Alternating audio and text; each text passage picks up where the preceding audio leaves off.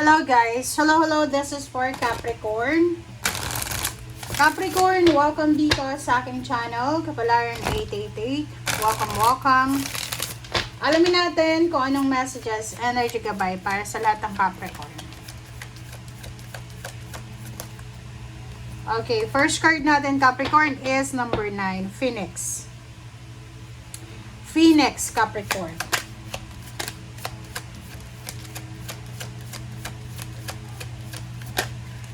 Okay, next is number 13 for Lioness. Dito sa barahang to, sinasabi ng baraha Capricorn na siguro wala kang ginagawa sa ngayon. Are you unemployed?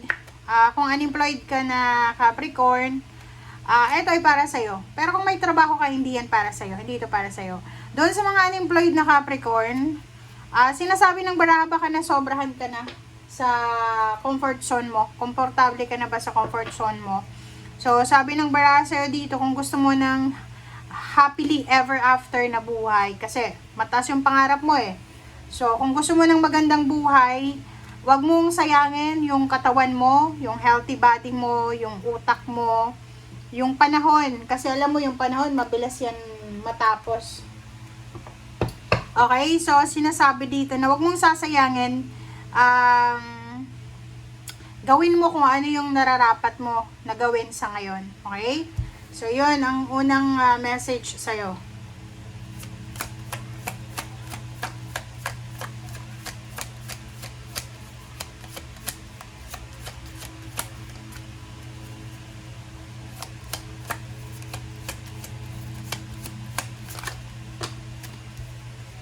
Okay, next is the Sun.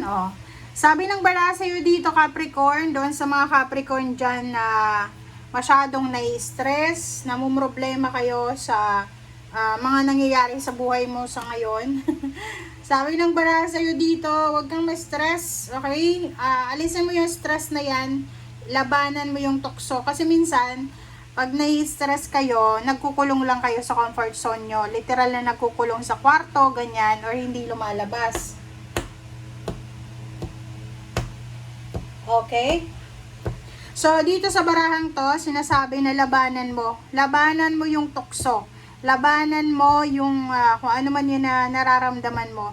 Okay? Huwag kang papayag na palagi ka lang na malungkot.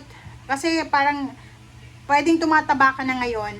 Kasi kumakain ka lang, ginagamit mo yung stress para sa pagkain, parang ganon. Mag-iingat ka. You need to be careful sa mga nangyayari sa'yo sa ngayon.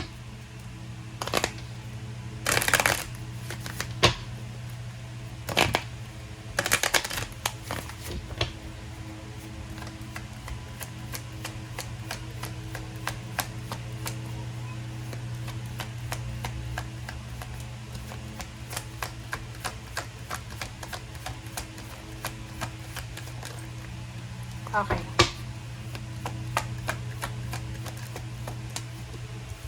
Alright, so courthouse. So, dito sa barahang to, kung may mga papeles ka na kailangan ayusin mo na siya as soon as possible. Kasi parang, ang nakikita ko sir dito, masyado kang anong tawag dito?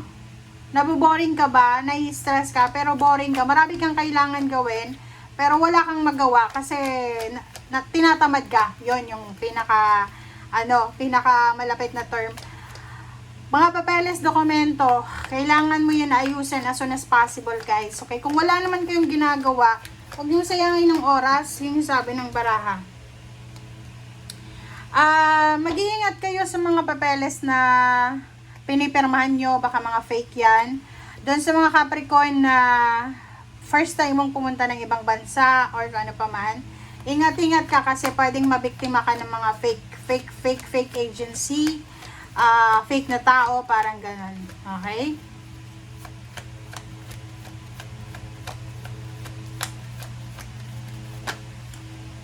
Okay, message of concern. Yun, ihanda mo yung sarili mo, Capricorn, kasi posibleng makatanggap ka ng message from the government, from the agencies, or kano pa man yan, sa official. Pwedeng galing sa police, sa judge, or sa kung saan pa man. Another is, posibleng makatanggap ka ng balita na yung kakilala mo ay possible na may sakit or meron siyang pinagdadaanan ng mga health issues or health problems.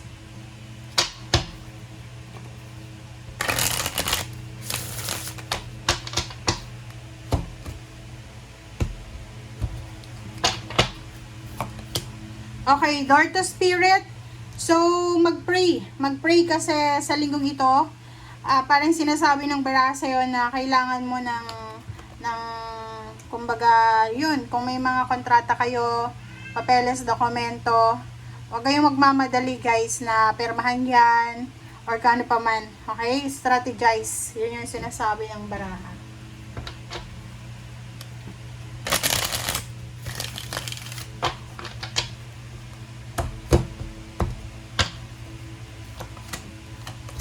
Okay, so Four of Swords and the Chariot. So dito sinasabi ng bara sa'yo na yun, possible na may plano kang bumili ng sasakyan, plano mong mag-travel, plano mong lumipat ng bahay. Kasi parang ang feeling mo, ang gulo-gulo ng mga pangyayari sa kinalalagyan mo. So kung may trabaho ka, pwedeng ang balak mo ngayon is lumipat ng ibang trabaho, ibang company, ibang bansa. Oh. Nakikita ko sa'yo dito na you're aiming for magic, 'di ba? Milagro. Reverse na 3 of Pentacles. So sabi ng bara sa'yo dito, kailangan mo ng tulong, pero sa linggong ito, siguro busy yung lahat ng tao. Okay? Okay, so sinasabi ng baraha, yung mga plano yung pagpapatayo ng bahay, posibleng hindi mo na siya matutuloy kasi kailangan mo pa ng malaking halagang pera. Pero kung lilipat ka ng bahay, possible siya na mangyari. Okay? So, yun. Ano pa ba?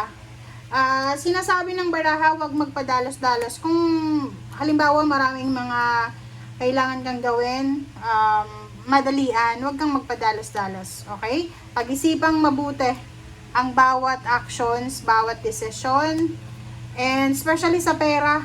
If you're dealing with money, lump sum of money, cash, or ano man ang mga pera na yan. Okay? Nag-aantay ka ng offer. Maybe emotional offer, advice, parang ganon. And yun, mag-iingat ka talaga. Mag-iingat ka sa mga taong kaharap mo. Kasi minsan, yung mga taong yan, lalo na sa, sa pangingibang bansa, Capricorn, ingat-ingat ka kasi hindi ka sigurado, baka fake na agency yan. Or basta mag-ingat ka kasi sabi ng baraha dito, dokumento, papeles, trabaho, negosyo, love life, ingat ka. Okay? Bye!